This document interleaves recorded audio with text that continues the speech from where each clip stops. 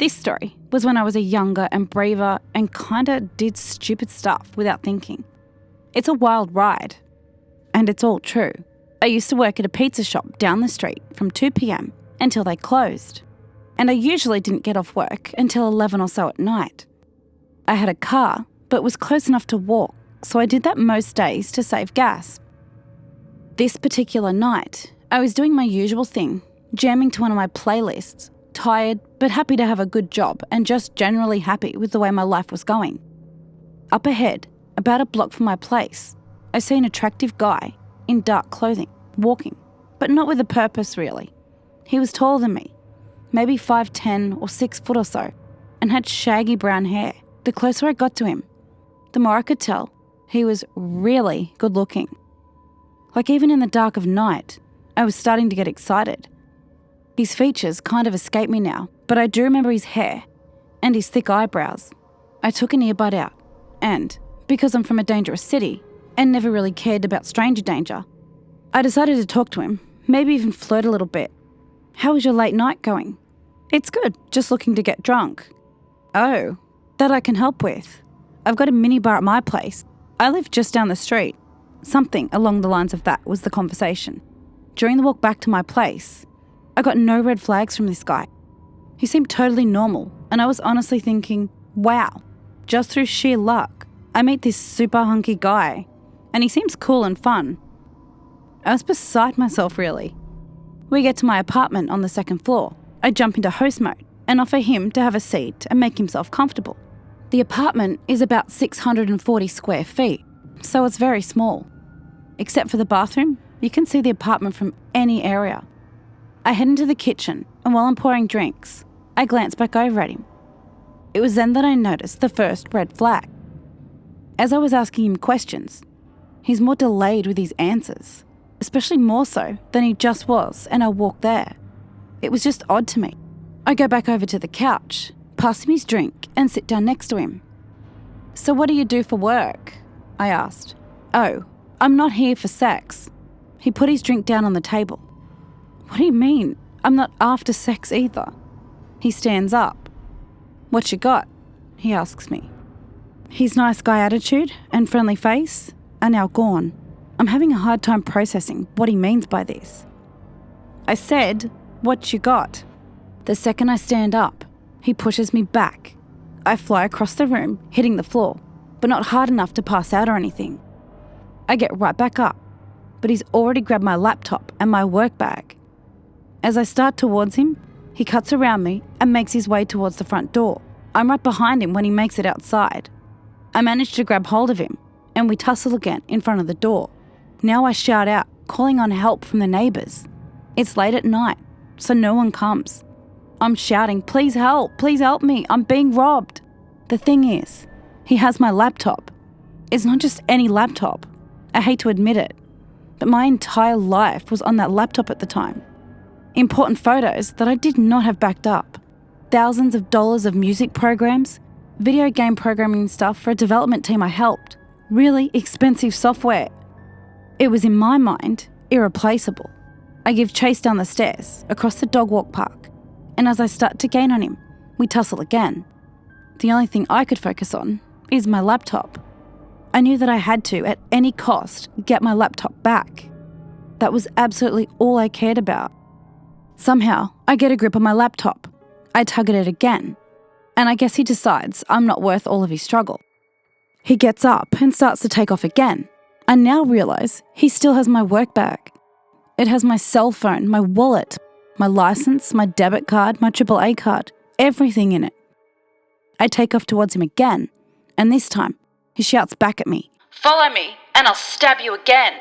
This makes me stop in my tracks, and he gets away.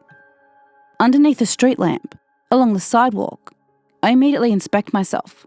Was I stabbed? No way. There's no way. Then, I see blood running down my leg. I see blood on my arm. 2 places where he cut me good. I'm scared, but the blood makes it look worse than it is. I decide that's enough. I got my laptop, and that's all I really wanted anyway. I'll hobble back home and get inside and lock my door. The next day, I called the cops using my neighbour friend's phone. and filed a police report explaining the situation, showing the stab wounds and declining medical services. I can't afford that, and I was fine, all things considered. All that guy got was a crappy cell phone and a wallet with about $30 or $40 in it.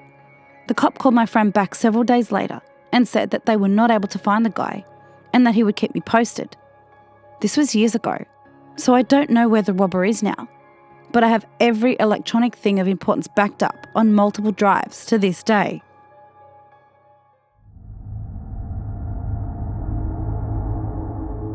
So this happened when I was 11 years old and in the 6th grade.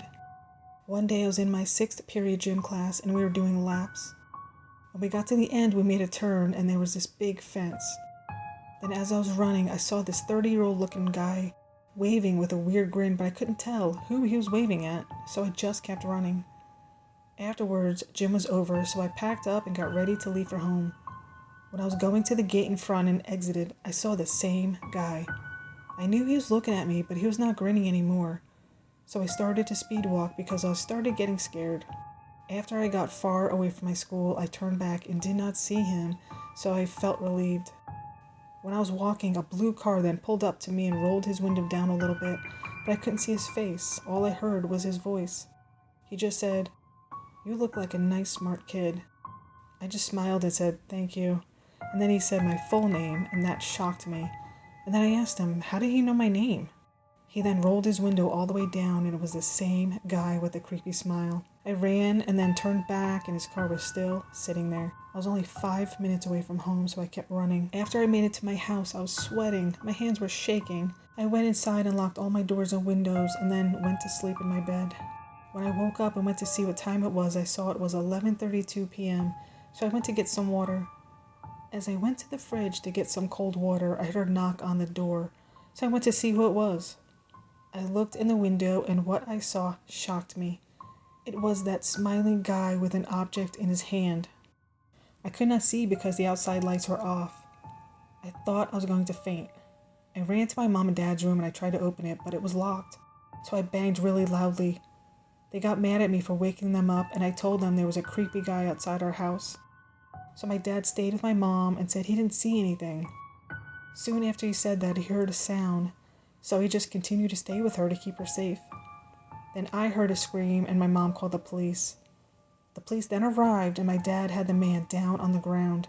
The guy had a kitchen knife and was trying to break my window. The police arrested him and gave information to my dad about what happened. My dad told me the guy had been stalking me every time I walked home from school and watched me in my window. I try to tell my friends, but they don't trust me since I'm only 14. What would have happened if I kept sleeping and did not tell my dad? The guy would have broke my window and killed me.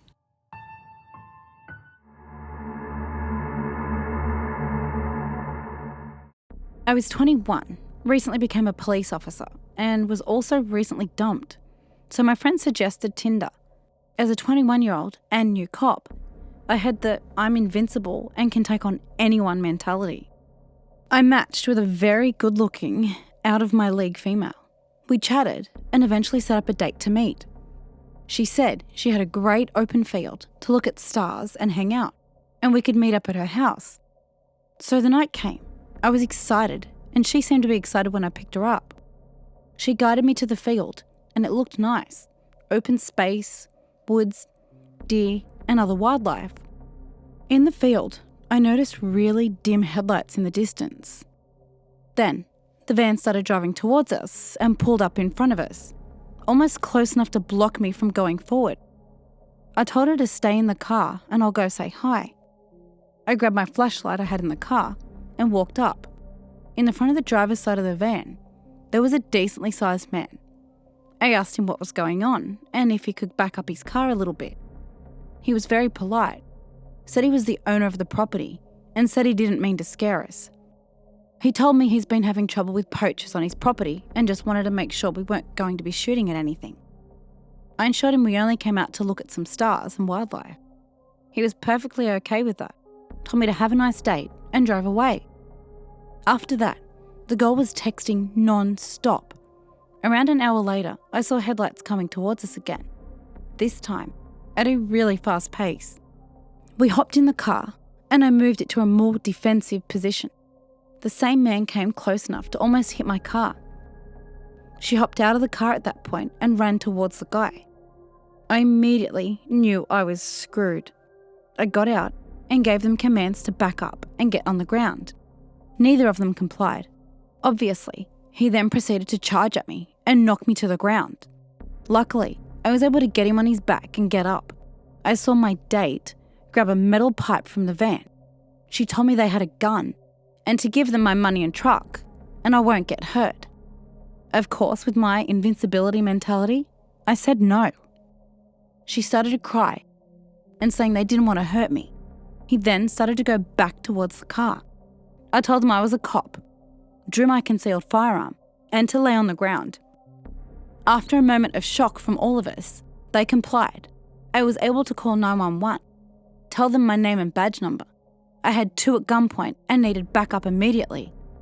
I gave our dispatcher the best directions I could to this field. While on the phone, they both fled. Again, stupid new cop young guy mentality. I chased them. I took off after the man who ran into the woods around the field. I chased him for maybe 30 seconds and heard 3 loud pops. I saw muzzle flash. My I'm invincible mentality went right out the window. I ran like hell back towards my car and peeled the hell out of there. I went back to the area I picked her up in, called dispatch again, and had officers come to that location. Of course, the first officers to pull up was my sergeant and my field training officer. Of course, they were both completely understanding. The most used words were dumbass and stupid fucking rookie. I hopped in their car and went towards the field. Luckily, the van was still there. I was told to shut my mouth and only come out if they start getting shot at. They cleared the area and started looking in the van. They found drugs right on the centre console and searched the car. What scared me the most was when my field training officer and sergeant came back to the patrol car and told me to come look in the back of the van. Both of them were pale. They looked horrified. I went to the back of the van, where there were several knives, duct tape, lighter fluid, a decent amount of rifle ammunition, handcuffs, and what looked to be dried blood. In the front seat passenger side, we found an AR-15 style rifle and 2 more handguns. We called for immediate backup and detectives. When they investigated the blood, it turned out it wasn't blood. The plates had been stolen, and the van was reported stolen.